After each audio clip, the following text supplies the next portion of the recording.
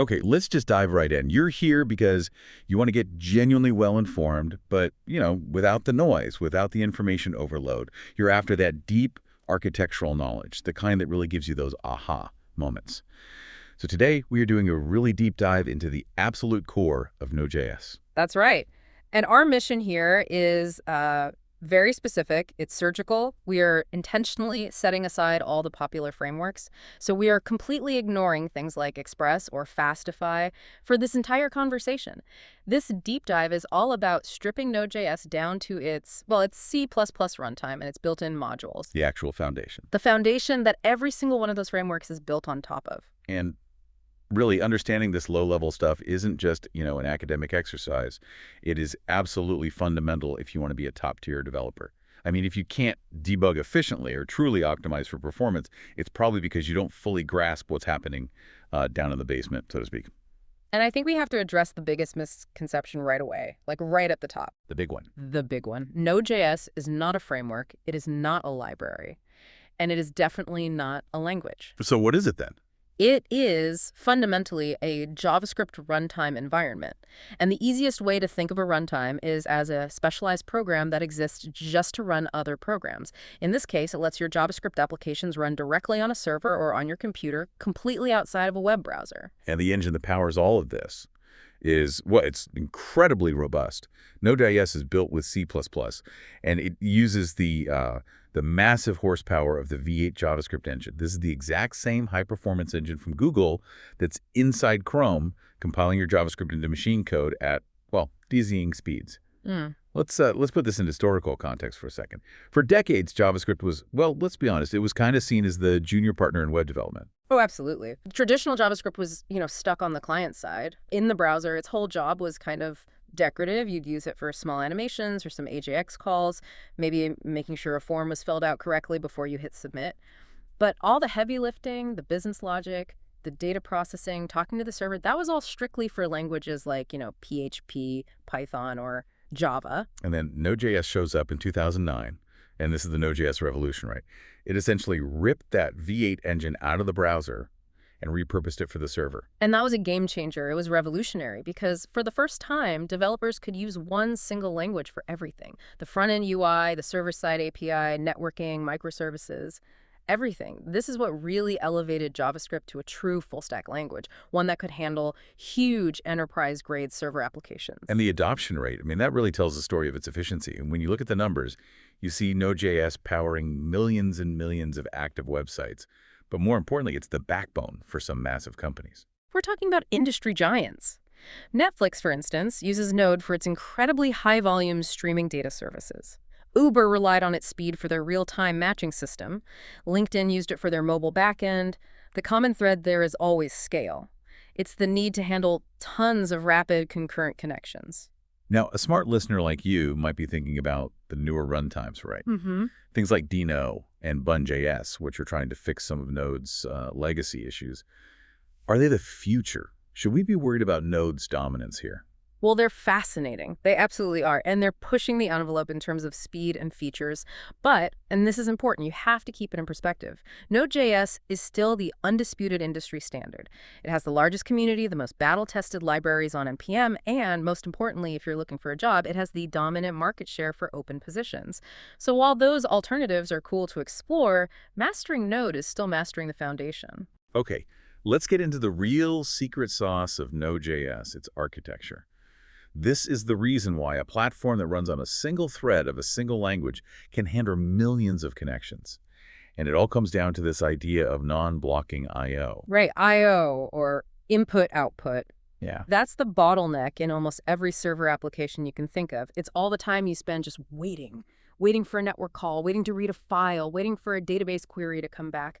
In a traditional, blocking environment, if your code starts a database query, the whole thread just stops. It sits there idle until the data comes back. Which is just wildly inefficient. You're basically paying for a server to do absolutely nothing but wait. Exactly. Node flips that entire model on its head. It is non-blocking. So when an I/O operation starts, Node basically tells the operating system, hey, go get this data for me and just call me back when you're done. And it immediately frees up that single main JavaScript thread to go and execute the next line of code. This whole single-threaded efficiency thing is often where people get confused. How can just one thread manage thousands of requests without everything falling apart? That is the genius of the event loop mechanism. It's the absolute center of this architecture. So when your main JavaScript thread kicks off that I/O task, the task gets handed off. When the operation finishes, it creates something called a callback function. That callback gets put into the event queue. And the event loop is constantly checking two things. Is the main JavaScript execution stack empty? And is there anything in my event queue? So as soon as all the synchronous code is done running, the event loop just grabs the next callback from the queue and throws it onto the main stack to be executed. It's all about making sure that single thread is always busy running code, never just sitting around waiting for I/O. We often use this analogy of a revolving door at a mall, which I think helps visualize the flow. The revolving door is your main thread. It just keeps spinning, processing people or tasks smoothly. A user, which is our I/O task, goes into the door and then into the big mall. That's the operating system handling the long task. But the door doesn't stop and wait for that person to finish their shopping. It just keeps spinning, letting new tasks in. And once the shopper is done, so the I/O is complete, they trigger their exit callback. They come back through the door and just seamlessly rejoin the flow of traffic without ever having stopped the whole process. That's the non-blocking promise right there. Okay, I totally get the metaphor, and it really highlights how Node maximizes throughput. But that brings up a really important technical question. If Node is strictly single-threaded for JavaScript execution, how does it physically do the I/O off the main thread? Is it just magic? Or is the event loop more than just a queue manager? That's an excellent question, a necessary clarification, really. The event loop is the queue manager, you're right about that. But the actual heavy lifting, the asynchronous file system called DNS lookups, heavy crypto stuff, that's all handled by a dependency called libouv. Libouv. Yep, L-I-B-U-V. It's a cross-platform C library that handles all the async I/O behind the scenes.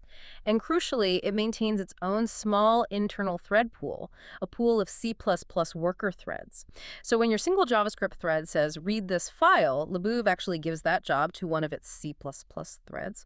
When that background thread is done, libouv packages the result into a callback and puts it on the event queue for the main JavaScript thread to pick up later. So it's not magic. Not magic at all. While your JavaScript stays single-threaded, the heavy system I/O is happening on background C++ threads. It really deepens the insight, you know. The event loop is only as efficient as that underlying C++ layer allows it to be. So knowing this architecture, that Node is all about I/O and events, tells us exactly where its strengths lie. It's best in situations where you need to handle a high volume of concurrent data connections really, really fast. Precisely. The number one use case is building APIs. Whether that's standard RESTful endpoints or, more modern GraphQL services. Because API requests are almost all I/O fetch data, change it, send it back. Node handles them beautifully. It's also fantastic for real-time applications, isn't it? I'm thinking of things like chat apps or collaborative tools like Google Docs or even live scoreboards. Those need constant, persistent connections, streaming data back and forth, and Node's event-driven nature is just tailor-made for that. It is. And we also see it used a lot for server-rendered apps, using template engines to create HTML on the fly. And for building microservices, which need to be small, efficient, and stateless. And even for creating system tools like CLIs, command line interfaces, or complex bots for Slack or Discord. But we have to stress the major limitation that comes directly from that single main thread. Right. Node.js is absolutely not the right tool for heavy CPU-intensive applications. If your app needs to spend a lot of time doing complex math-like, heavy crypto calculations, big image transformations, or machine learning stuff, that operation will take over the single JavaScript thread. And block the event loop. It will block the event loop entirely. Which means that revolving door just grinds to a halt. Every other incoming request would slow down or time out, and you'd completely lose Node's main performance benefit. For those kinds of heavy tasks, you're much better off with traditional multi-threaded languages like Python or Ruby or Java. They're just designed for that kind of load. But Node developers do have an escape hatch. It's called worker threads. Right, worker threads. Those are relatively new, aren't they? They let you spawn actual background threads inside your Node process to handle those CPU-heavy tasks. Exactly. It's basically a way to manually use the other cores on your machine for the heavy lifting. It's a bit more work. You have to manage passing data between the main thread and the worker, but it's the standard way you overcome that single-threaded CPU problem in a modern Node application. All right, now that we have the architecture down, let's talk about what you need to know before you even start. This deep dive, it assumes you're already pretty comfortable with basic JavaScript. But server-side JS, it demands mastery of a few specific concepts. The absolute non-negotiable is asynchronous programming. You have to be fluent in managing async operations. That means knowing how to avoid, callback hell. It means being comfortable with promises, and especially the modern async await syntax. And it's more than just knowing how to write await, right? Uh-uh. On the server, you have to master error handling in an async world. In a browser, if a promise fails, you might just get a little error in the console. In Node, an unhandled promise rejection it can be catastrophic. It can crash your entire server. Exactly. You need to know how to set up global listeners for events like unhandled rejection on the process object. That's something you would never even think about in client-side code. But on the server, it's how you gracefully catch and log those errors before they bring down your application. Okay, second prerequisite. Since we're building network applications, we're assuming you have a solid grasp of the HTTP protocol. And I mean beyond just knowing what a 200 status code is. Right. You need to understand the full request response cycle, but for a server, it's more about knowing when to use specific operational status codes. For example, knowing that when you successfully create something, you should send back a 201 created status, not just a generic 200 OK. Or knowing that a 405 method not allowed is the right response if someone tries to POST to an endpoint that only accepts GET requests. That level of detail is what makes an API robust. Getting started is pretty simple. We always recommend you download the LTS version, that's long-term support, and you could check it with Node version. And bundled right with Node is probably our most essential tool, NPM, the Node Package Manager. NPM is so much more than just a way to download libraries. It's your gateway to the world's largest software registry, npm.js. It handles all the versioning, dependency trees, and installing packages with just one command. And before you install anything, the first step is always to initialize your project with npm init. That command generates the foundational document for your entire project, the package.json file. This file is basically your project's manifest. It lists metadata like the name and version, but its real job is to manage your scripts and your dependencies. The script section is where you define shortcuts like npm start or npm run test that can run much longer, more complex terminal commands for you. And the distinction between dependencies is really key. You've got your main dependencies, which are needed for the app to run in production, and then you have your dev dependencies. Those are things you only need during development like testing libraries or, crucially, a tool like Nobin. And when you install one of those dev-only packages, you use the .d flag or save dev. That makes sure that when you deploy your app to production, all those unnecessary development tools aren't packaged up with it, which keeps your final deployment small and clean. And all these packages get downloaded into the infamous Node modules folder. This folder can get huge, gigabytes in size, because it contains not just your direct dependencies, but all of their dependencies and so on. So for project hygiene, this is a universal rule. The Node modules folder should never, ever be committed to Swift control. That's where your .ignore file is essential. It's a security measure and an efficiency measure. You just list node modules in that file, so Git ignores it. Then anyone else who clones the project can just run npm install, and their local node modules folder will be perfectly rebuilt from the package.json file. Now, as soon as you have more than one file, you need a module system to organize how they talk to each other. Node has always had one standard, but modern JavaScript introduced a second one. The original native node system is called CommonJS. If you're working on older servers or some command line tools, you'll see module.exports to send data out of a file and require to bring it into another file. It's a synchronous system. It loads modules one by one as they're needed. CommonJS is pretty flexible. You can do a single default export a whole object of different functions. But the whole JavaScript world has been shifting towards ES modules. That's the export and import syntax you see everywhere now. It has native browser support, and it's standard in modern front-end tools. And Node.js supports ES modules, but you have to explicitly configure it. To get your Node project to use ES modules, you have to add one line to your package.json type.module. That tells the runtime that it should treat all your JS files using the modern standard. And once you do that, you get access to named exports and default exports. But there's one key difference that always trips people up. Unlike with front-end bundlers, in Node, you have to include the full file extension, the .js, when you're importing your own local files. Okay, let's talk about the environment shift. When you move from the browser to the server, it's a big change. We lose the document object model, so the main global objects we're used to are just gone. No DOM means no window, no document. The node environment replaces those with the global object. That's where you'll find common functions like set timeout and set interval. But the really critical global object on the server side is the process object. This represents the actual running instance of your node application, and it gives you system-level access. And we mainly use the process object to get at environment variables through process.env. These variables are absolutely critical for security and for configuration, and they should never, ever contain default values inside your application code. Right, they are exclusively for your sensitive data API keys, database connections, things like that, or for configuration that changes between environments, like what port to run on. The best practice is to store all of these in a dedicated .env file. And again, the security is only as good as your project hygiene.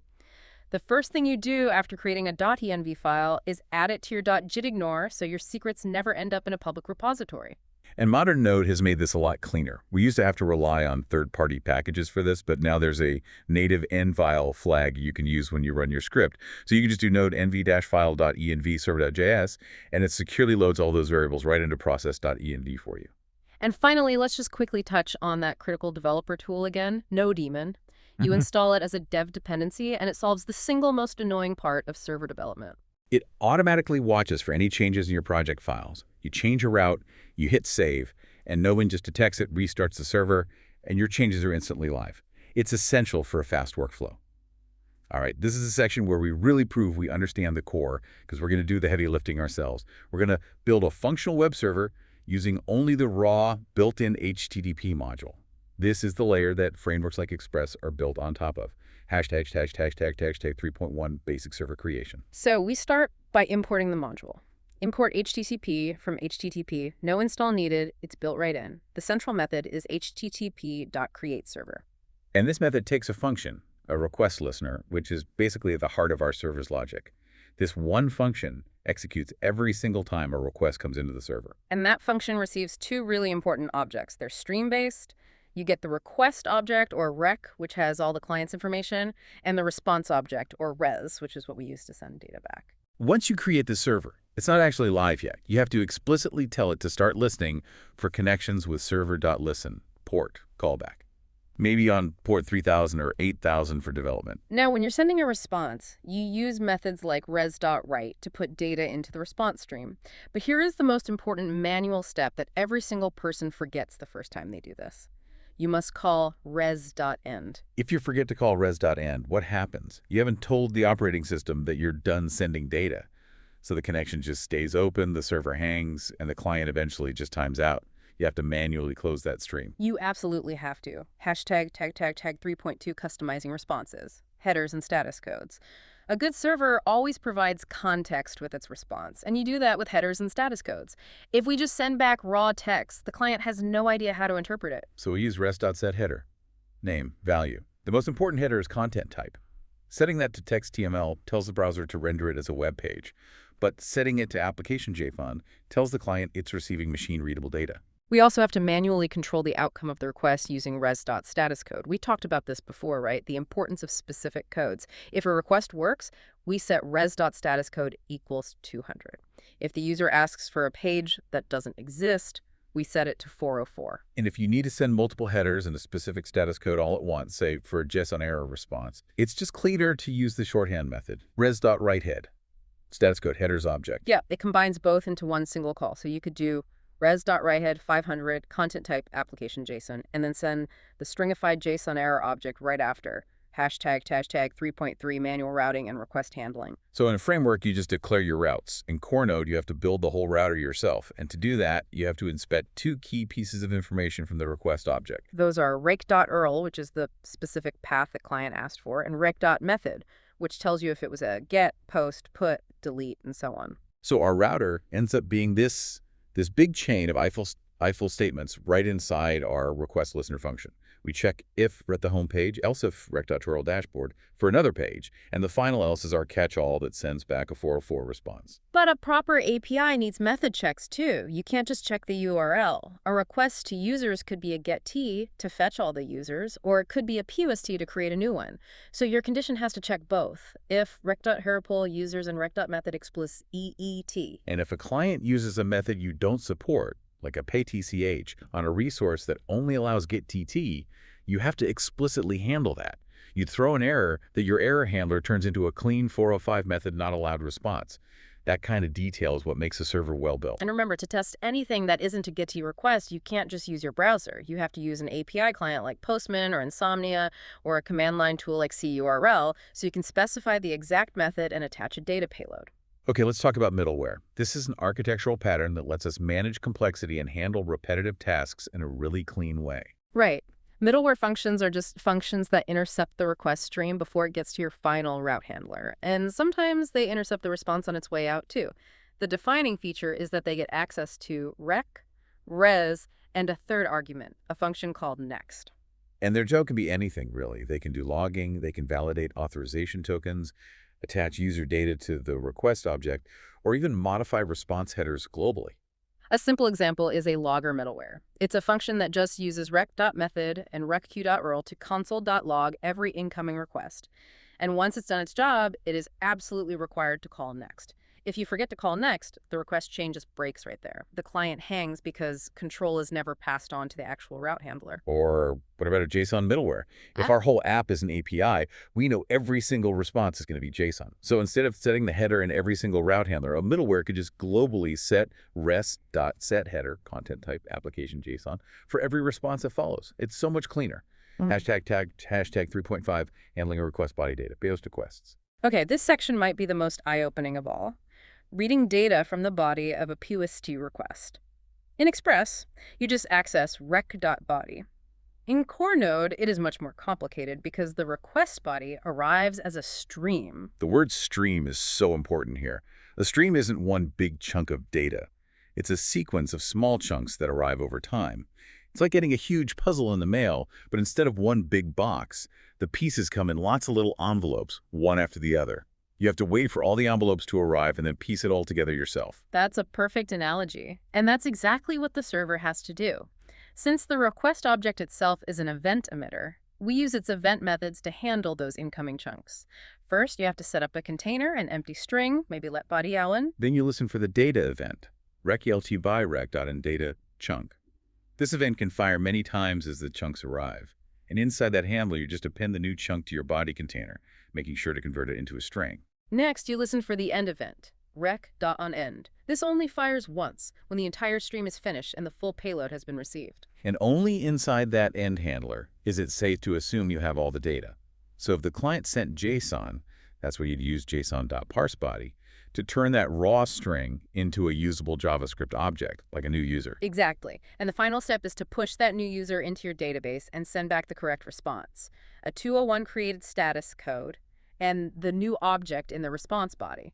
All of that manual work, the chunking, the parsing, the error handling, that's precisely what middleware like Body Parser does for you automatically in a framework. We've established that the HTTP module is the face of our server, right? It handles the network. But what happens when a request needs to do something internal to the server like read a file or get system info? That's where Node's other specialized internal core modules come to play. Hashtag 4.1, the file system module. The FS module is how your Node process interacts with files and directories on the machine. It's one of the most powerful modules, but if you use it wrong, it can be one of the most dangerous to your event loop. And that danger comes from the different ways you can use it. The FS module has like 3 different versions for most of its tasks. The old school async callback version, the synchronous version, and the modern promises version. The synchronous versions, like fs.readFileSync, are a performance disaster waiting to happen in a live server. Using a synchronous FS method is literally telling Node to stop that revolving door. The main thread blocks, execution just halts, and it sits there, waiting for the hard drive to finish. That's a critical insight for optimization. So if you absolutely have to use a synchronous call, it should only be for something like loading a config file when the server first boots up, way before it starts getting any real traffic. The preferred modern way is the Promises API. You import it specifically with import as SS from fspromises, and that lets you use the clean async await syntax for all your non-blocking file operations. And the key methods are things like fs.readFile to get content, fs.writeFile, which will completely overwrite a file if it already exists, and fs.appendFile, which safely adds new content to the end of a file. And if we think back to our logger middleware, we could easily use the fspromise module to asynchronously write every request log to a file like access.log. That ensures our logging doesn't block the main thread and slow down the very request we're trying to log. Hashtag tag tag tag tag 4.2, the path module. Next up is the path module. This one seems simple, but it's so critical for making sure your app works everywhere on a Linux server, a Mac, a Windows machine. It handles all the operating system differences in file path separators. It has some really powerful utilities for taking apart path strings. If you have a path like appsarchDataConfig.json, you can use path.basename to get just config.json, or path.dirname to get the directory appsrc or path.xname to get the extension .json. And if you need all of those pieces at once, path.parse gives you a nice clean object with all of it. And for building paths, we use path.join. You give it a bunch of segments, and it just intelligently puts them together using the correct delimiter for whatever OS it's on. For absolute paths, path.resolve is used a lot to make sure the path starts from the project's root directory. We really need to talk about one of the biggest stumbling blocks for people moving to modern Node: how to replicate the classic CommonJS globals, file name and dir name, in ES modules, because they're just not there by default. Right, and this change isn't just about syntax. It's about how Node resolves modules. ES modules are stricter. They force you to deal with paths as URLs first and then explicitly convert them. So the modern workaround involves a couple of modules. First, you use import.meta.url, which is a native ES module feature that gives you the file path as a file, URL. Then you pass that URL to a utility function from the URL module, url.fileURLDoPath, which turns it into a normal file path string. And finally, you pass that string to path.dirname to get the current directory name. It's definitely more work, but it's the required pattern for modern ES module development in Node. Hashtag tag tag tag 4.3, the OS mod. Okay, so if the process object tells us about the running application, the OS module tells us about the operating system and the hardware itself. This is really key for diagnostics and monitoring. You can instantly get user details with os.userinfo, which gives you the username, user ID, and so on. For infrastructure monitoring, the memory stats are vital. os.totalmem and os.freemem give you the total and free system memory in bytes. This is what a lot of third-party services use to graph your server's load over time. But the really insightful one is os.cps. It returns an array, and each element in that array represents a single CPU core, with details about its model, its speed, and its usage. And that data loops right back to what we were talking about before with limitations. If you find out your app is CPU-bound, you can use the data from os.cps to figure out exactly how many worker threads you should create to really maximize the use of your available system cores and break through that single-threaded bottleneck. That's how high-performance Node apps are optimized. Hashtag tag 4.4, the URL module. The URL module is all about safely parsing, formatting, and manipulating URL strings. This is indispensable when you're dealing with incoming requests and their query parameters. You usually start by creating a URL object, new URL string, and that object immediately gives you clean access to all the parts, like the protocol, the host, and the path name. And if the URL has query parameters, the stuff after the question mark, you use the really powerful URL search params interface. You just create a new instance of it by passing in the raw query string from your URL object. Once you have that URL search params object, you can treat the parameters just like a JavaScript map. You use methods like params.go to get a value, or params.append to add one, or params.delete. It completely takes away the mess of trying to parse those query strings by hand. Hashtag tag 4.5, the crypto module. All right, moving into security. The crypto module provides native cryptographic functions, which are obviously essential for handling any kind of sensitive user data. A mandatory server-side task is hashing passwords. Hashing is a one-way process. It creates a unique fixed-length signature of the input data. You never, ever store plain text passwords. You store the hash. We use functions like crypto.createHash. You feed it the data with .update, and you get the final hash with .digest.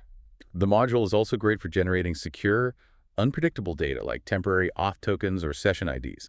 For that, we use crypto.randomByteSize, which generates a cryptographically strong random buffer. And it's important to note that crypto.randomBytes uses a callback. That's because generating truly random data can sometimes be a blocking operation, so it's done asynchronously to protect the event loop. The buffer it returns then has to be converted to a string, usually hex. And the other side of security is encryption and decryption. Unlike hashing, encryption is reversible. This requires a shared secret key. Right. When you encrypt, you use crypto.createCipherReeve algorithm key 4v. The 4v, or initialization vector, is so important. Even if you use the same key in the same algorithm, the IV ensures that encrypting the same message twice will produce two completely different random-looking results. This stops attackers from guessing patterns. And to reverse it, you have to use the decryption method, crypto.create_decipher_v, with the exact same algorithm key and for v to get back the original plain text. Hashtag 4.6, the events module and event emitter. The whole architecture of Node is event-driven, and that philosophy is captured in the events module. It lets you create your own custom events in your application, which is great for communication between different parts of your code. The core class here is the event emitter. You just create an instance new event emitter, and that instance becomes a little communications hub for a specific part of your app, like a notification service. You register functions to listen for events using the .onEventNameHandler function method. You can have a bunch of different handlers listening for the same event, and they'll all run when it's triggered. And to trigger it, you use the .emit event name data method. Any arguments you pass after the event name are sent directly to all the handlers, so you can pass along any data they might need. And just like we talked about with promises, the Node process itself is an event emitter. The events module has a special built-in event just for errors. You can listen for the generic error event on your emitter to make sure you gracefully catch any unexpected problems that happen. Hashtag tag 4.7, deep dive into the process global object. We saved a deeper look at the process global object for last because it gives you the most immediate insight into your running application and its environment. One of its most powerful properties, especially for building tools, is process.rgv. This is an array that contains all the command line arguments that were passed when you ran your script. Right. Index 0 is the path to Node itself, index 1 is the path to your script file, and index 2 and onwards are whatever arguments the user typed in. This is fundamental for building any kind of CLI. You can check if process.arg2 is help to show a help menu, or look for flags like mace s for a silent mode. It lets your script behave differently based on user input. We've already talked about process.env, which is your access to system configuration. We can also use it for basic system info, like process.env.shell to see the user shell, or process.env.home for their home directory.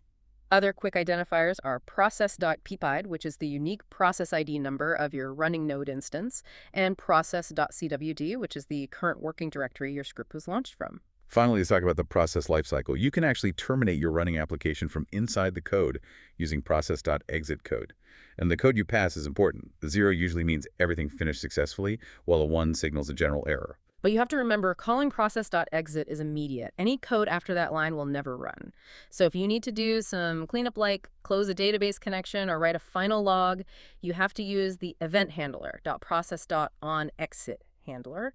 This listener fires right before the process completely terminates, and it gets the exit code as an argument, giving you one last chance to clean up. Wow, we covered a massive amount of ground today. We went from the really high-level architecture, the event loop, non-blocking I/O, all the way down to the super granular details of manually parsing request streams and dealing with path resolution in ES modules. The synthesis here, I think, is pretty clear. You now have the low-level knowledge that is the real key to mastering Node.js.